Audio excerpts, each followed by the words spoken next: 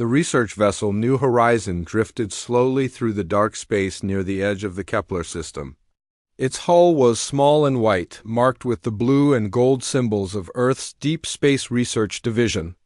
Inside the ship, 6 humans worked quietly at their stations, checking readings and taking notes on their tablet computers. Commander Jake Morrison sat in the captain's chair, watching the star charts on the main screen. He was a tall man with gray hair and steady brown eyes. Jake had been leading research missions for 12 years, and he knew how to keep his crew safe in the dangerous emptiness of space. Today felt different, though.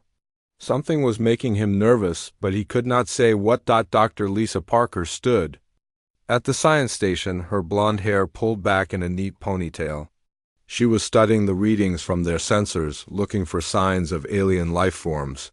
Lisa was the best xenobiologist in the fleet, and she had discovered 3 new species during their current mission. Her green eyes were bright with excitement as she worked. "Commander, I'm getting some strange readings from that asteroid field," Lisa said, pointing at the screen. "The energy signatures don't match anything in our database." Jake leaned forward in his chair. "What kind of energy signatures?" "I'm not sure. They're very faint, but they seem to be coming from inside the largest asteroid. It's almost like there's something artificial in there." Ryan Cooper, the ship's pilot, looked up from his controls. He was a young man with dark hair and quick hands that never seemed to stop moving. "Commander, should we take a closer look? We've got enough fuel to investigate." Jake thought for a moment. Their mission was almost over, and they were supposed to return to base within the week, but this could be important. If there was something artificial in that asteroid field, it might be worth the risk to check it out. "All right, Ryan, take us." And slow and easy. "Lisa, keep scanning. I want to know everything about those energy readings." The New Horizon moved toward the asteroid field, its engines humming softly. The field was huge, filled with rocks of all sizes floating in the darkness. Some were as small as cars, others were bigger than buildings. The largest asteroid was almost like a small moon, gray and covered with deep craters. As they got closer, more strange things started happening. The ship's computers began acting up, showing error messages that made no sense. The lights flickered on and off. Even the artificial gravity seemed to get weaker for a few seconds. "What's going on with our systems?" Jake asked. Tom Bradley, the ship's engineer, was already running diagnostics. He was a quiet man with thick glasses and steady hands. "I'm not sure, Commander. Everything was working fine a few minutes ago. It's like something is interfering with our electronics."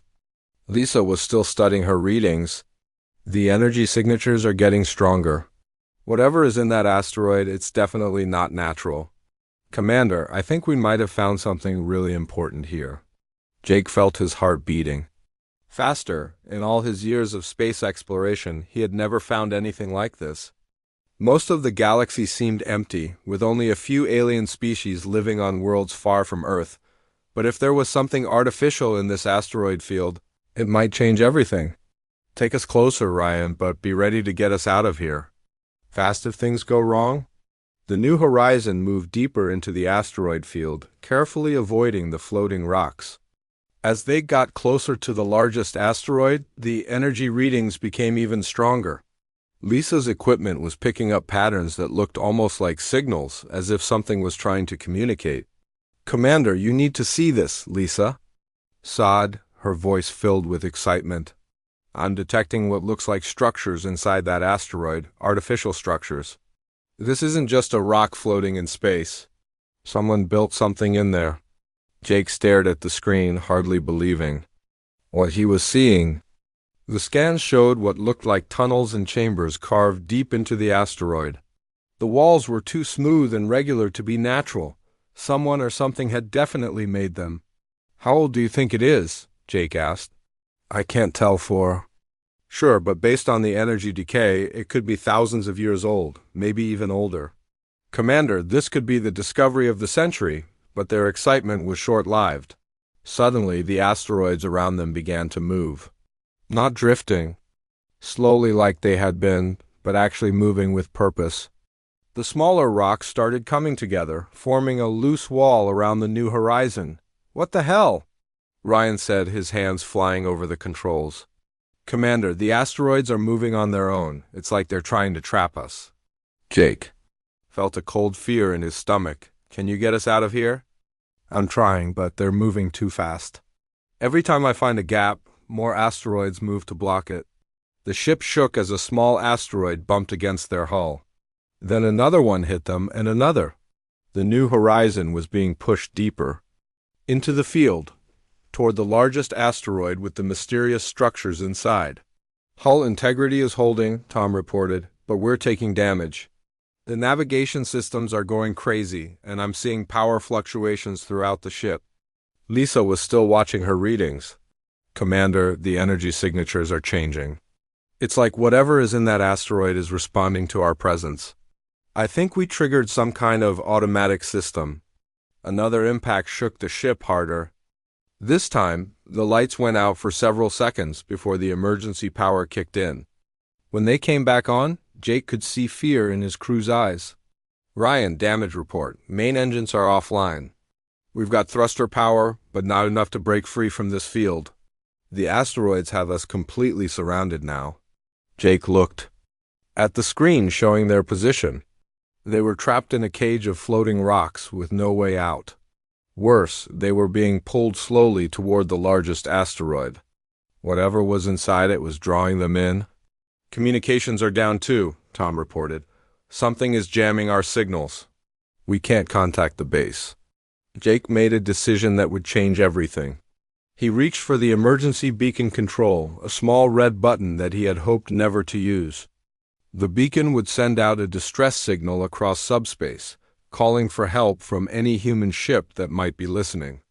"I'm activating the emergency beacon," he said. "Someone needs to know we're here." He pressed the button, and a small light began blinking red. Somewhere in the darkness of space, a tiny signal was now traveling faster than light, carrying a simple message. Humans were in trouble and needed help. None of them knew that this small distress call would be heard by much more than just human ears. The distress signal from the new horizon traveled through subspace like a ripple in a dark pond. The small beacon's cry for help moved faster than light, spreading outward from the Kepler system into the vast emptiness of space. Within hours, the signal reached the listening posts of several alien civilizations, each one monitoring the galaxy for signs of weakness or opportunity. On the command station Eternal Watch, Fleet Admiral Vextar stood before a wall of glowing screens.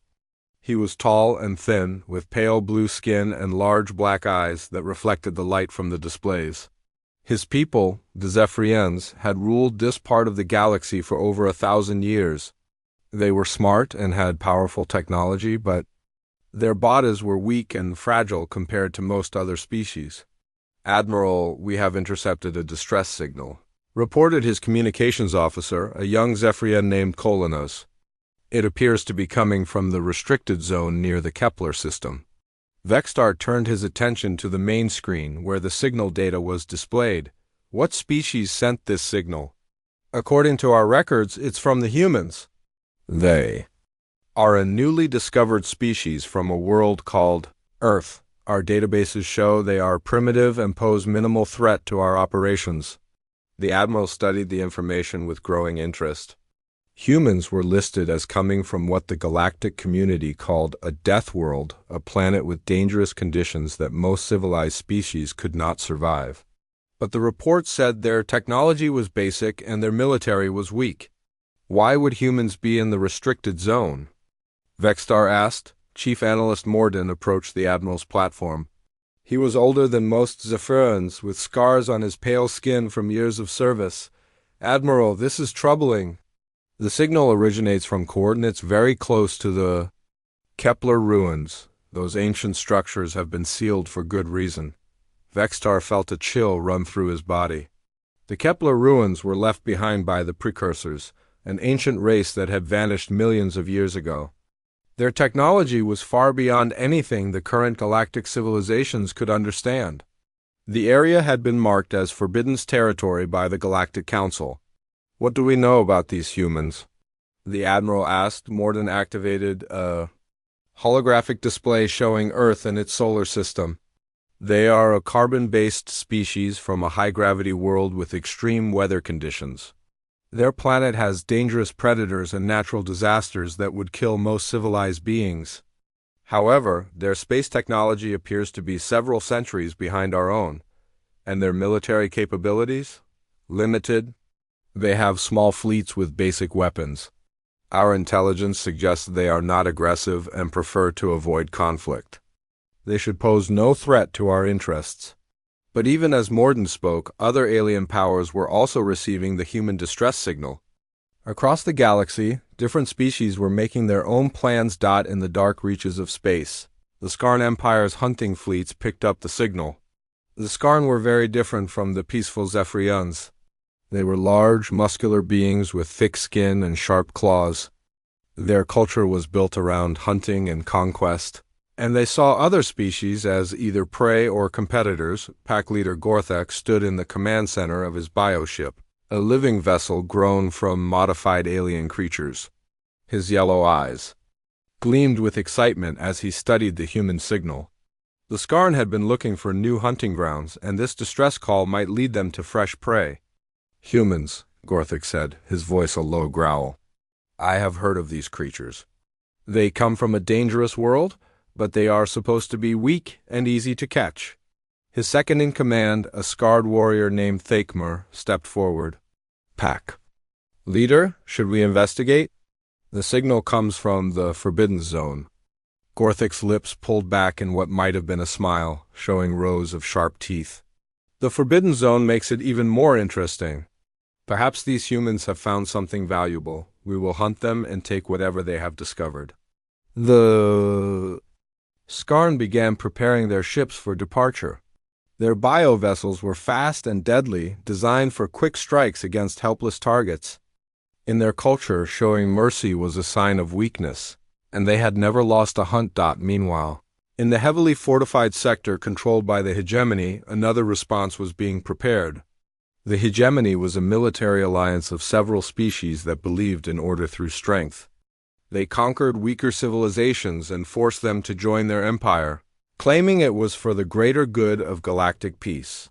Fleet Commander Thane studied the human distress signal from the bridge of his massive dreadnought, the Dominator. He was a member of the Corvani species, with gray skin and 4 arms that ended in sharp claws. His people were natural soldiers bred for war and conquest. "Commander, the signal appears to be authentic," reported his tactical officer. "The humans are trapped in the Kepler system, near the ancient ruins." Thane's 4 arms moved in a gesture of satisfaction. "Excellent.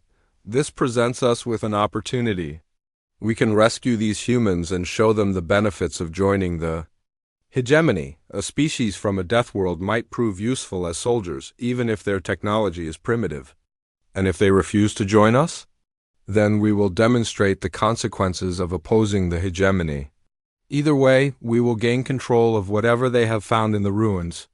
The Hegemony fleet began moving toward the Kepler system, their heavy warships ready for either diplomacy or conquest.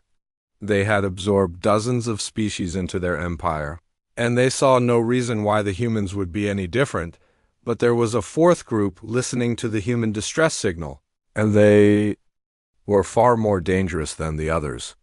In the empty space between star systems, ships that seemed to be made of pure darkness detected the transmission. These were the Void Touched, a mysterious species that few had ever seen and lived to describe. The Void Touched did not communicate in the same way as other species. They shared thoughts and emotions through a connection that most beings could not understand. When they heard the human signal, they felt something that might have been hunger or curiosity. The ancient ruins in the Kepler system held secrets that the Void Touched wanted. They had been searching for precursor technology for thousands of years, and now it seemed that some primitive species had stumbled upon it. The Void Touched began moving their shadow ships toward the signal, their intentions unknown but certainly not friendly. Back on the Eternal Watch, Admiral Vextar was becoming more concerned as his sensors detected the movement of multiple fleets toward the Kepler system. The Skarn, The hegemony and the mysterious void touched were all responding to the human distress signal. "Admiral, we have a serious situation," Morden reported. "Three major powers are moving toward the restricted zone. If they all arrive at the same time, we could have a major conflict on our hands."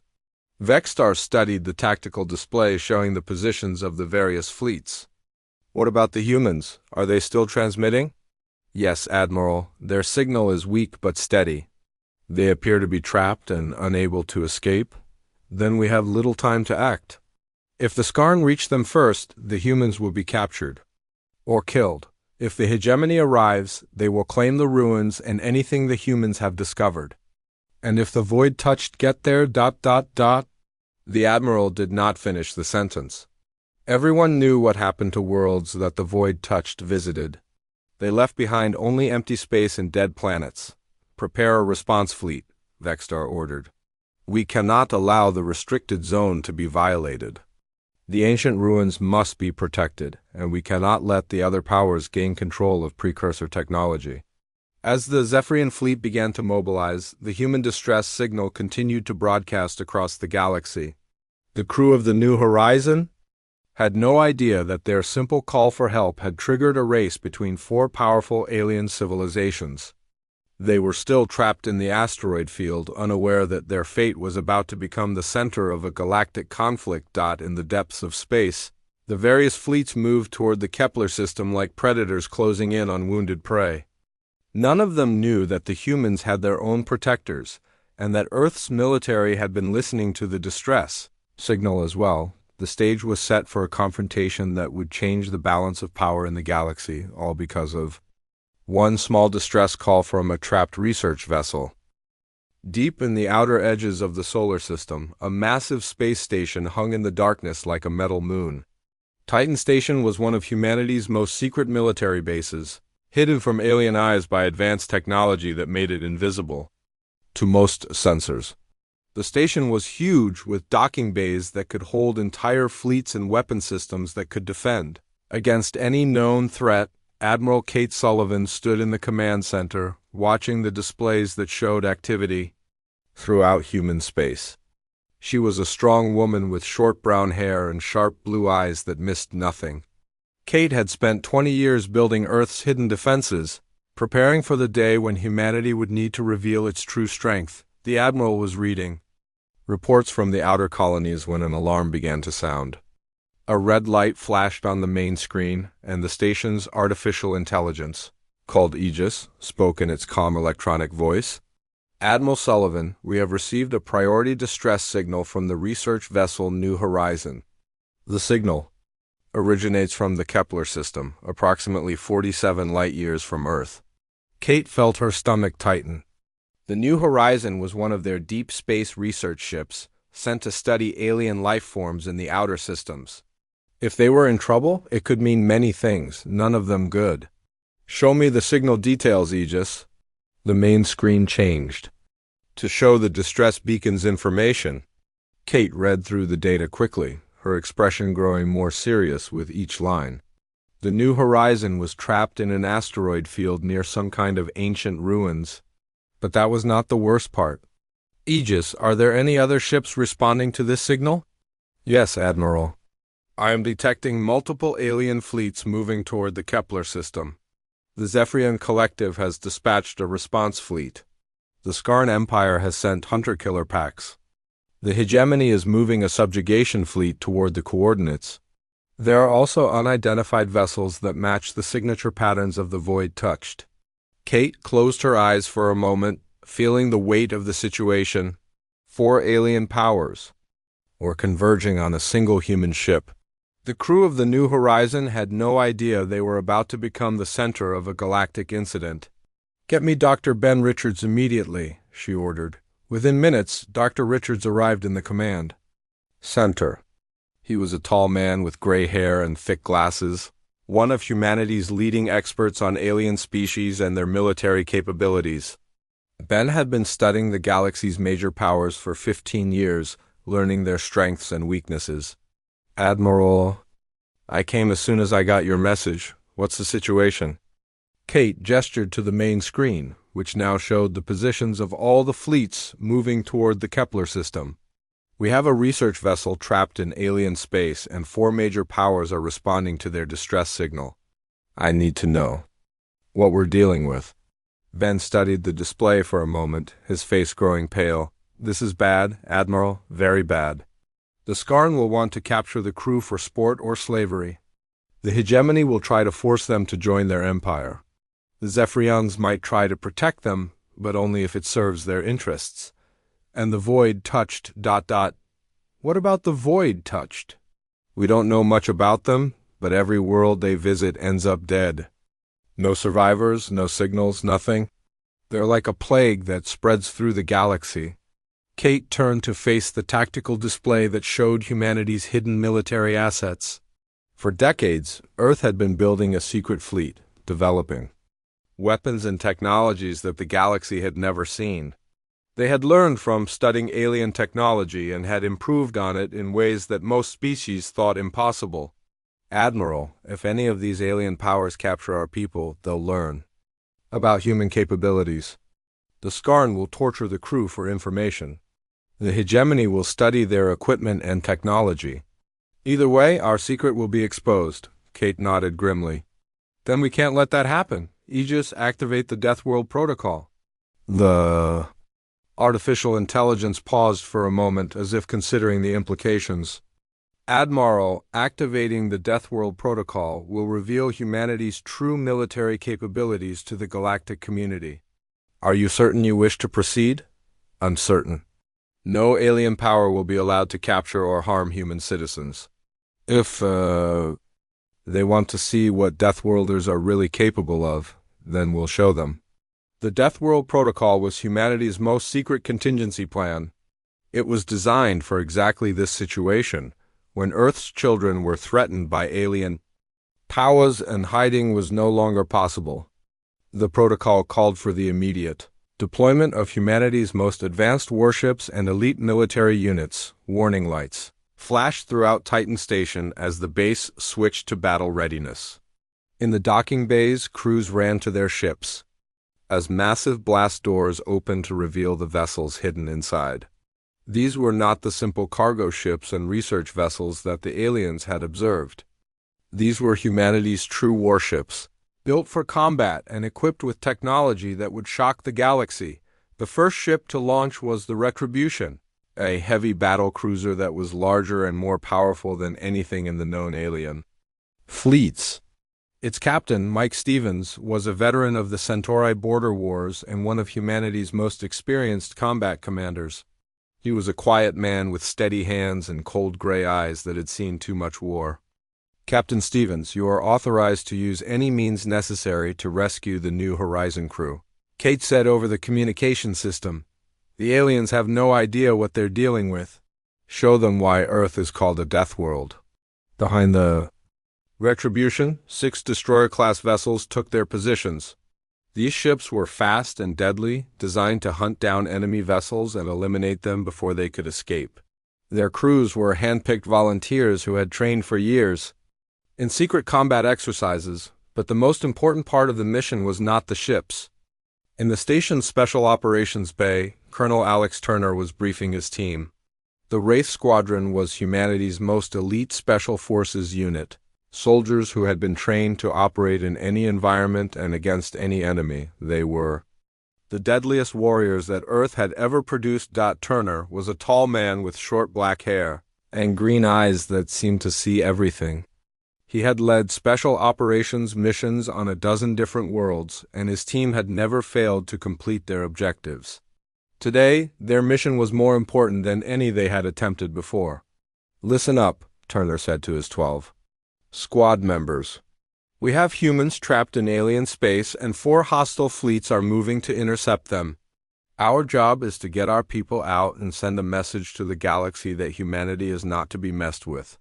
The Wraith Squadron was equipped with the most advanced personal armor and weapons that human technology could produce. Their stealth suits could make them invisible to most sensors, and their weapons could cut through alien armor like paper. But their most important weapon was their training and their determination to protect their own. Sir, what are our rules? Of engagement?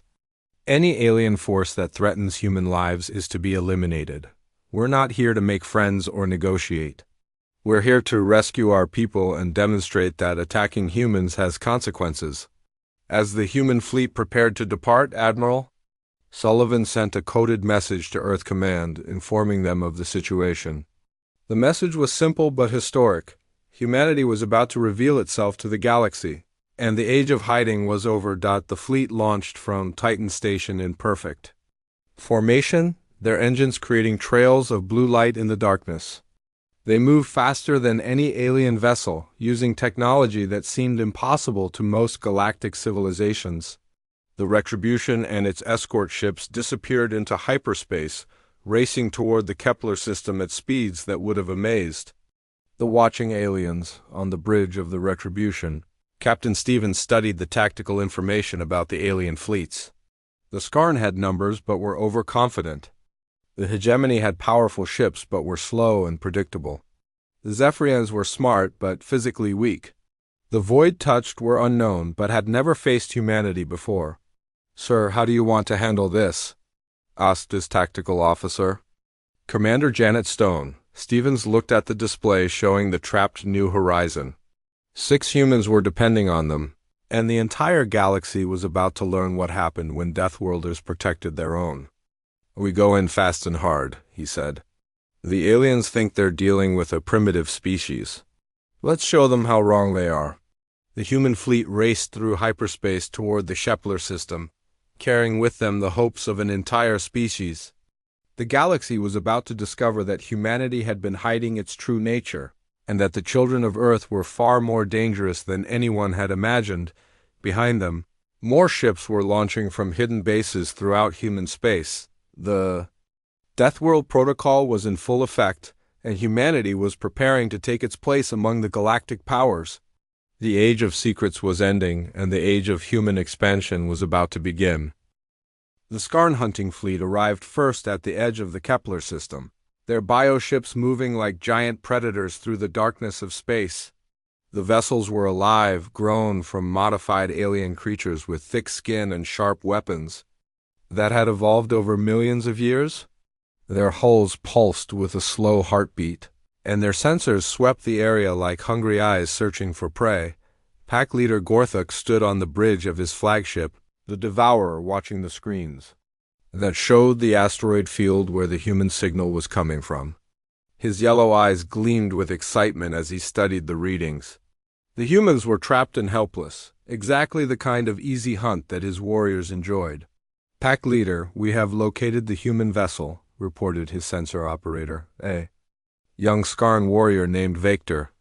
"It appears to be stuck in the asteroid field, unable to move. Their ship is small and lightly armed." Gorthuk's lips pulled back in a cruel smile, showing his rows of sharp teeth. "Excellent. How many crew members?" "Our scans show 6 life forms aboard the vessel. All appear to be adult humans, which should provide good sport for the hunt." The pack leader rubbed his clawed hands together in anticipation. The Skarn culture was built around hunting and capturing other species. They kept the strongest aliens as slaves and used the weaker ones for entertainment. Humans from a death world might prove more interesting than their usual prey. "Prepare the capture nets and boarding pods," Gorthuk ordered. "I want these humans taken alive. A species that survives on a dangerous world might be worth studying before we kill them." The Skarn bioships moved closer to the asteroid field, their living weapons ready to strike. They had no idea that advanced human sensors had been tracking them since they entered the system, or that their every move was being watched by invisible observers. But before the Skarn could make their attack, massive ships appeared at the other edge of the system. The Hegemony fleet had arrived, led by the enormous dreadnought Dominator. The ship was like a floating fortress, covered with heavy armor and bristling with weapon turrets that could destroy entire cities. Fleet Commander Thane stood on the bridge of his flagship, his 4 gray arms moving as he studied the tactical displays. The Corvani were natural warriors, and Thane had conquered 17 star systems for the Hegemony. He looked at the Skarn ships with disgust, knowing that the savage hunters would only cause unnecessary violence. Commander, the Skarn have already moved to attack the human vessel, reported his tactical officer, Captain Melandra. Should we engage them? Thane considered his options. The hegemony preferred to absorb new species through negotiation backed by overwhelming force. They offered protection and technology in exchange for loyalty and resources. Most civilizations accepted after seeing the size of hegemony fleets. Open a communication channel to all vessels in the system, Thane ordered. This is Fleet Commander Thane of the hegemony.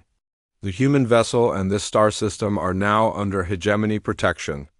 Any interference will be considered an act of war. The message reached both the Skarn fleet and the trapped humans aboard the New Horizon. On the research vessel, Commander Jake Morrison listened to the alien transmission with growing alarm. The humans had no idea that their simple distress call had attracted so much attention. Commander, we're receiving multiple alien signals, reported Tom Bradley from his engineering station. It looks like there are at least 2 different fleets out there, and they're talking about us. Dr. Lisa Parker looked up from her work at the science station. She had been studying the ancient structures inside the asteroid, making discoveries that would have excited the entire scientific community under normal circumstances. But now, with alien warships surrounding them, her findings seemed less important. What are they saying? Jake asked. The translation software is having trouble, but it sounds like they're arguing over who gets to rescue us. Or capture us, I'm not sure which. Ryan Cooper, still trying to free their ship from the asteroid field, shook his head in frustration. Commander, I've tried everything. The asteroids have us completely trapped. Even if we could get the engines working, there's no way out. Jake felt the weight of command pressing down on him. 6 human lives depended on his decisions, and he had no good options. The aliens might help them, but they might also be worse than staying trapped in the asteroid field. Meanwhile, the Skarn pack leader was growing angry at the hegemony's interference. Gorthik had been looking forward to hunting the humans, and he was not about to let the gray-skinned conquerors steal his prey. Pack leader, the hegemony is demanding that we withdraw, Victor reported. They claim the humans are under their protection. Gorthik snarled, his claws scraping against the metal of his command chair. The hegemony thinks they can order us around like their conquered pets. These humans were our discovery. We will take them regardless of what the grayskins say. The tension between the 2 alien fleets continued to build as they moved closer to the asteroid field. Both sides believed they had the right to claim the humans, and neither was willing to back down. Their ships began to spread out in attack formations, weapons charging in shields, powering up, but there was a third presence in the system that neither the Skarn nor the hegemony had noticed. At the very edge of sensor range, ships that looked like pieces of living darkness waited and watched. The Void Touched had arrived, their vessels so advanced that they seemed to bend light around them. The Void Touched did not communicate like other species. They shared thoughts and emotions through a connection that most beings could not understand.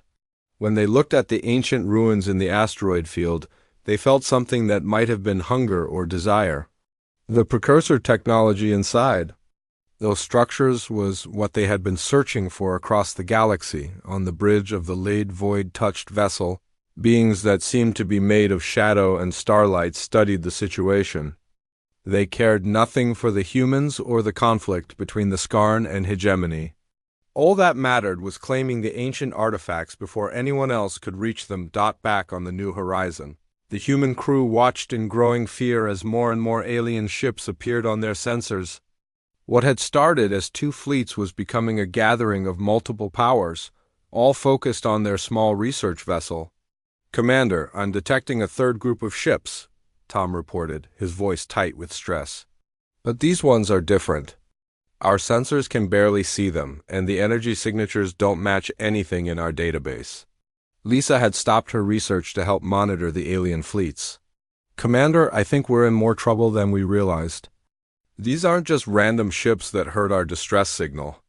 These are major military forces, and they're all converging on our position. Jake stared at the tactical display showing the alien vessels. The Skarn ships looked dangerous and aggressive, clearly built for hunting and warfare.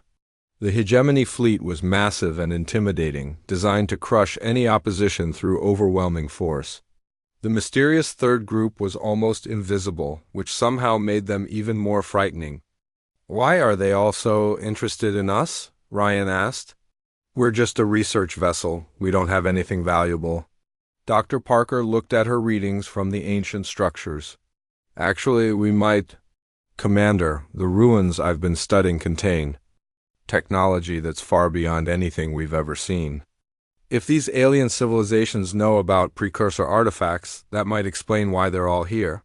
The situation continued to deteriorate as the alien fleets positioned themselves around the asteroid field. The Skarn were preparing for a quick strike to capture the humans before anyone could stop them. The hegemony was moving their heavy ships into position to demonstrate their overwhelming firepower. The void touched remained hidden, waiting for the right moment to strike. None of the alien powers knew that they were being watched by the most dangerous predators in the galaxy. Human sensors, invisible to alien detection, were tracking every ship and analyzing every weapon system.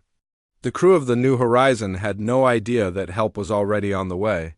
Traveling faster than any alien vessel could match Dot in the depths of space, the human fleet was racing toward the Kepler system at maximum speed. Captain Stevens and his crew were preparing for a battle that would change the balance of power in the galaxy. Colonel Turner and his Wraith squadron were ready to demonstrate why humans were called Deathworlders. The alien fleets continued to maneuver around each other, each side waiting for someone else to make the first move. The tension was building toward an explosion that would determine the fate of 6 trapped humans and reveal the true nature of Earth's children to the watching galaxy. On the New Horizon, Commander Morrison made a decision that would help determine the outcome of the coming battle. He activated the ship's emergency protocols and began transmitting detailed scans of the alien fleets back to Earth. If humanity was going to face these powers, they needed to know everything about their enemies.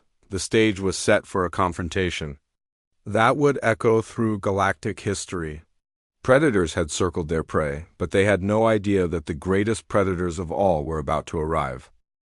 The human fleet dropped out of hyperspace at the edge of the Kepler system, their arrival hidden by advanced stealth technology that made them invisible to alien sensors. The ships moved through space like ghosts, their hulls dark and silent. As they approached the gathering of alien forces around the asteroid field, Captain Mike Stevens stood on the bridge of the Retribution, watching the tactical displays that showed the positions of all the alien vessels. The heavy battlecruiser was larger than any ship the aliens had ever seen humans use, its hull covered with armor that could withstand weapons that would destroy most alien vessels. "Captain, we have visual confirmation of all alien fleets," reported Commander Janet Stone from her tactical station. "The Skarn have 12 bioships in hunting formation. The hegemony has brought a full subjugation fleet with their dreadnought Dominator leading 20 heavy cruisers. The Void Touched have 7 vessels that our sensors can barely detect." Stevens studied the alien formations with the cold calculation of a veteran warrior.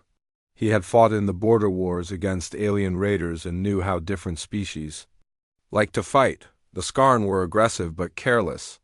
The hegemony relied on overwhelming firepower. The Void Touched were unknown, which made them the most dangerous. "What about our people?" he asked. "The New Horizon is trapped in the center of the asteroid field. All 6 crew members are alive, but they're completely surrounded.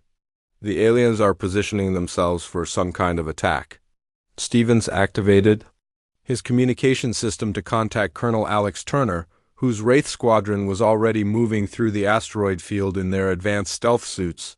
The elite soldiers had launched from their ship while still in hyperspace, using personal jump pods to infiltrate the area without being detected. "Turner, what's your status?" "We're in position, Captain. My team has eyes on the human vessel and all alien forces. The Skarn are preparing boarding pods for a capture mission. The hegemony is moving into intimidation formation. The Void Touched are holding back, but they're definitely planning something." Stevens nodded grimly. "Rules of engagement are weapons-free.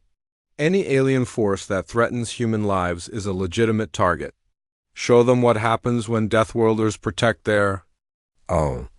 As the human forces prepared for battle, pack leader Gorthik made his move.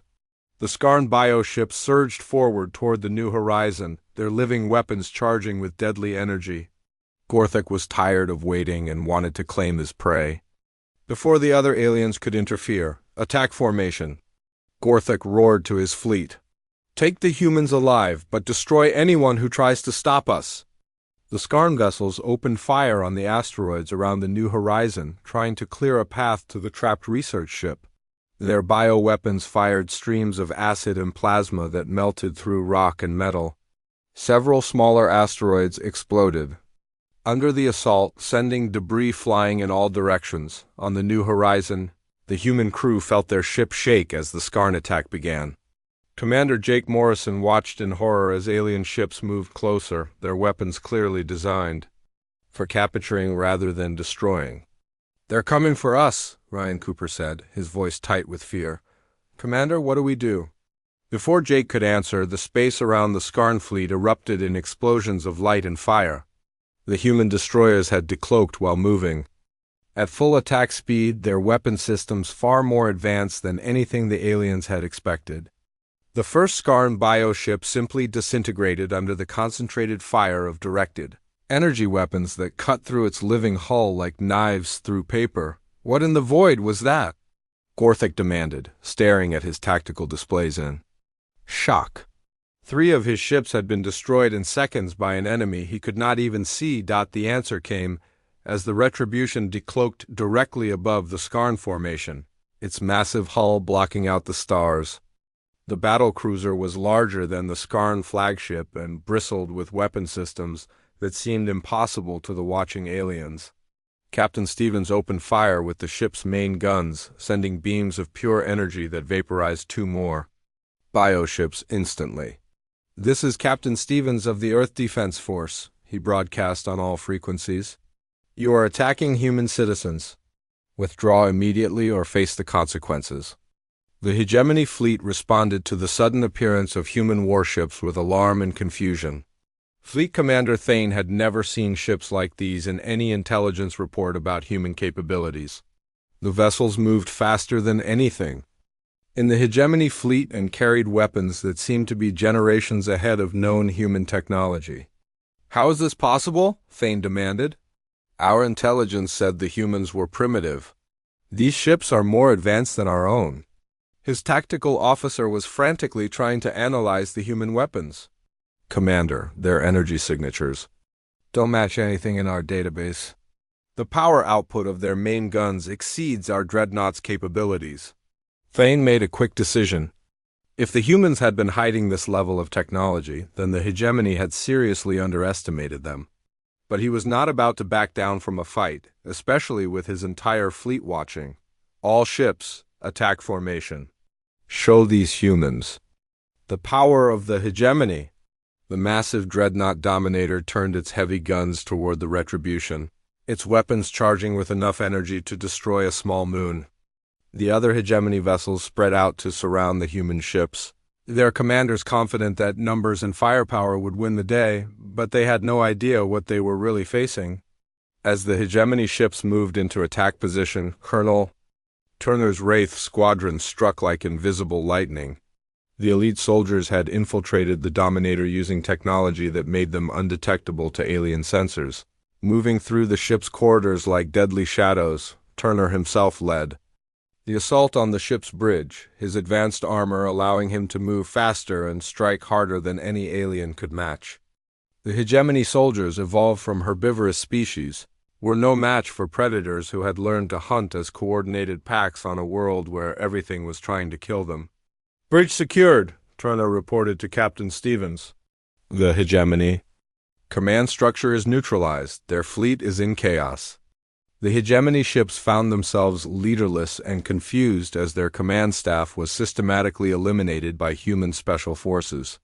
Some vessels tried to flee, but the human destroyers were faster and more maneuverable. Others attempted to fight, but their weapons could not penetrate the adaptive armor of the human ships. Fleet Commander Thane found himself facing Colonel Turner in the Dominator's command center, his forearms reaching for weapons that would never clear their holsters. The human soldier moved with the deadly precision of an apex predator, demonstrating why Earth was called a death world. "Your species made a mistake," Turner said coldly. "You threatened humans. Now you learn what that costs." Meanwhile, Captain Stevens was dealing with the remaining Skarn ships. Pack leader Gorthik had rallied his surviving hunters and was making a desperate attack on the Retribution, his bioships firing everything they had at the human battlecruiser. But their living weapons were no match for human technology, and their organic hulls could not withstand the directed energy beams that cut through them like burning light. "Impossible," Gorthik snarled as another of his ships died. "These are supposed to be weak prey animals. How do they have such weapons?" His answer came as the Retribution's main guns focused on his flagship. The Devourer's living hull tried to regenerate from the damage, but the human weapons were specifically designed to counter biological armor. The bioship screamed through subspace as it died, a sound that would haunt the dreams of any Skarn who survived, but the most dangerous threat was still waiting. The Void Touched had remained hidden during the battle between humans and the other alien forces, watching and learning. Now they moved from the shadows, their dark ships rising like nightmares from the empty space between stars. The Void-touched vessels were unlike anything the humans had encountered. They seemed to absorb light and energy, making them nearly impossible to target with conventional weapons. Their hulls rippled with patterns that hurt to look at, and their weapons fired beams of pure darkness that seemed to tear holes in reality itself. "Captain," Stevens felt a chill as his sensors detected the approaching Void-touched fleet. "All ships. New contacts bearing 027. Unknown vessel types, but they're definitely hostile." The lead Void-touched ship fired its main weapon at the Retribution, sending a beam of absolute darkness across space. But the human battlecruiser was ready. Its adaptive shields absorbed the attack and converted the energy into power for its own weapon systems, a technology that the aliens had never seen before. "Return fire," Stevens ordered. "Show them that humanity doesn't fear the dark." The Retribution's quantum torpedoes struck the Void-touched vessel, their warheads designed to disrupt the exotic matter that made up the alien ship's hull.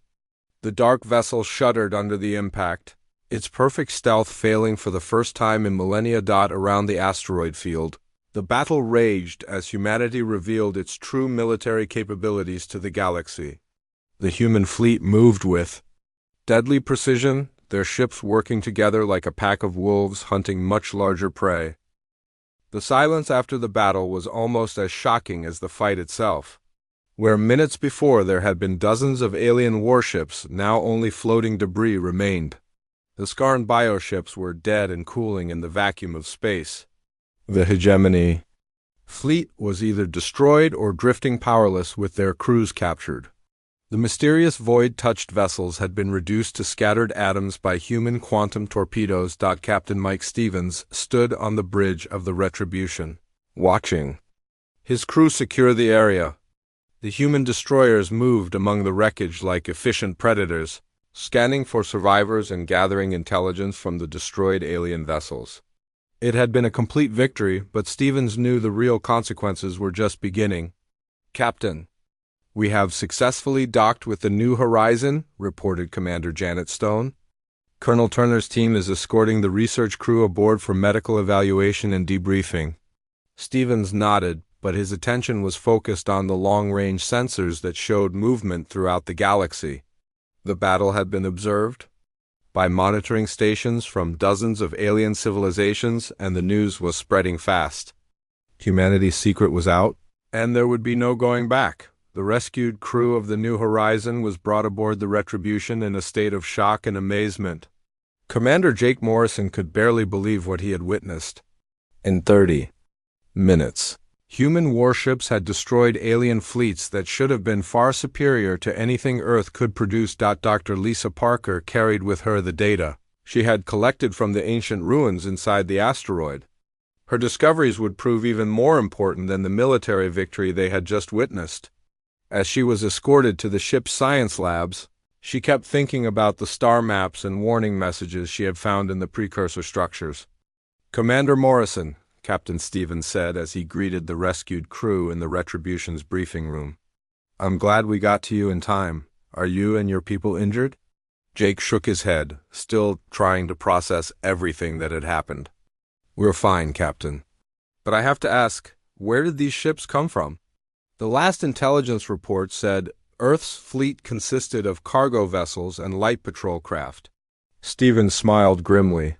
"That's what we wanted the galaxy to think. Earth has been preparing for this day for decades. We knew that eventually our people would be threatened by alien powers, and we needed to be ready to protect them." Dr. Parker stepped forward, clutching her data tablet. "Captain, there's something you need to know about what we found in those ruins. The precursors left behind more than just technology. They left warnings about the void touched and other threats that are still out there in the galaxy." Before Stevens could respond, an alarm sounded throughout the ship. Admiral Kate Sullivan's image appeared on the main screen, broadcasting from Titan Station. Behind her, the massive space dock was alive with activity as more human warships prepared for deployment. "Captain Stevens, Dr. Parker, all personnel, congratulations on a successful rescue mission. However, our work is just beginning.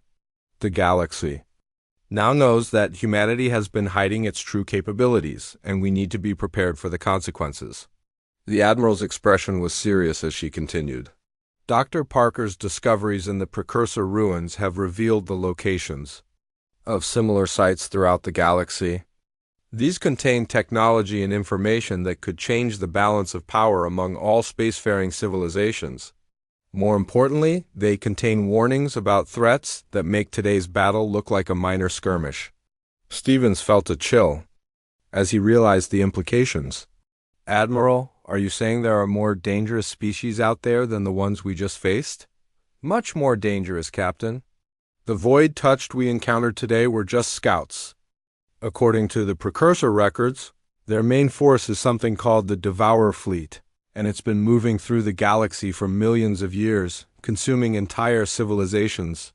Dr. Parker nodded, her face pale. "The star maps show the path of destruction they've left behind. Hundreds of star systems, all empty now. The precursors built these warning stations to alert future civilizations about the threat." Admiral Sullivan's image shifted to show a tactical display of the galaxy. Red markers indicated the locations of precursor sites, while dark areas showed the path of the Devourer fleet's advance through space and time. "This changes everything," the Admiral said. "We can no longer afford to hide in the shadows. Humanity must take its place as a major galactic power, not just to protect our own people, but to defend all civilizations against the threats that are coming." As if summoned by her words, new contacts appeared on the Retribution sensors. Ships were arriving from across the galaxy, not warships this time, but diplomatic vessels flying the flags of dozens of different alien civilizations. The news of humanity's military capabilities had spread faster than light through subspace communication networks. The first to arrive was a sleek vessel from the Zephyrian Collective. Fleet Admiral Vextar himself was aboard, coming to negotiate with these suddenly powerful humans. Behind the Zephyrian ship came representatives from the Galactic Council, the Centauri Federation, and a dozen other major powers. "Captain," Admiral Sullivan said, "I'm sending Ambassador Carroll Wright to handle the diplomatic contacts. Your job is to secure the precursor site and make sure no hostile forces can access it." Stevens nodded. "Understood, Admiral." "What about the surviving alien crews from the fleets we defeated?" "The Skarn survivors will be repatriated to their territory with a clear message about the consequences of threatening humans. The hegemony officers will be held for trial on charges of attempted slavery and piracy. As for the void touched ... Sullivan paused. There were no survivors from their vessels. They seemed to prefer death to capture. Over the following hours, the Kepler system became a diplomatic hub as alien ambassadors arrived to meet with humanity's representatives. The humans had gone from being seen as a minor species to becoming one of the most powerful forces in the galaxy, all because of a single distress call. Ambassador Wright, a skilled diplomat with years of experience in interspecies relations, found herself in the unique position of negotiating from strength rather than weakness. The aliens who had dismissed humanity as primitive now sought alliances and trade agreements. Fleet Admiral Vexstar was among the first to request a formal meeting. The tall, pale Zephyrian seemed nervous as he spoke with Ambassador Wright aboard the Retribution. "Ambassador, the collective wishes to express our relief that the human crew was rescued safely," he said, his large black eyes reflecting the lights of the ship's conference room. "We also want to discuss the possibility of cooperation between our species in exploring and protecting precursor sites." Wright smiled diplomatically. "Admiral, humanity is always interested in peaceful cooperation. However, we want to make it clear that any future threats to human citizens will be met with the same response you witnessed today." The message was delivered politely but firmly. Humanity would no longer hide its strength, and any species that threatened Earth's children would face the full might of the Deathworlders. Meanwhile, Colonel Turner and his Wraith Squadron were securing the precursor ruins inside the asteroid. The ancient structures contained not just star maps and warnings, but actual technology that was far beyond anything the current galaxy possessed. Weapons that could destroy stars, shields that could protect entire planets, and engines that could cross the galaxy in days rather than years.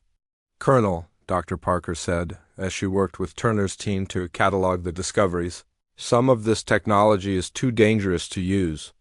"The precursors left warnings about weapons that could destroy reality itself," Turner nodded grimly. "Then we make sure it stays secure. Humanity has just become the guardian of the galaxy's most dangerous secrets."